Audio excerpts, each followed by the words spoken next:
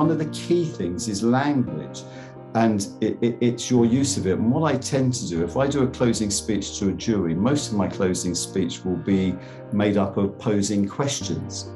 And I will often say to the jury, look, it's a matter for you members of the jury, what do you think?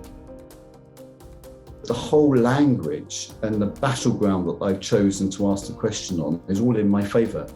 And so when you pose the question, which can only have a yes or no answer, you spend a lot of time crafting the question, taking out all of the things that might make somebody answer against what you want.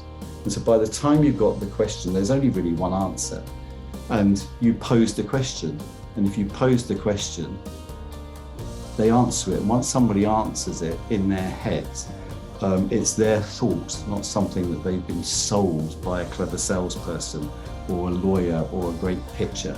So that's why it's important to make them think it. The other thing you can do sometimes, I think this is when you have two groups of people, the groups are going to separate and discuss and decide.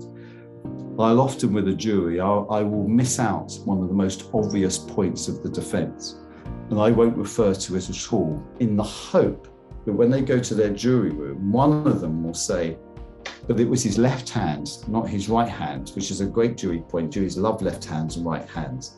And if I ever get a case where there's a left hand, right hand, as long as I can afford to do so, I won't make any comments of it. So in the jury room, I will rely on somebody saying, oh yes, but he said left hand and it was right hand. And that person becomes the advocate for the point. And how could you convince him that that wasn't a significant point in the case, given that he came up with it?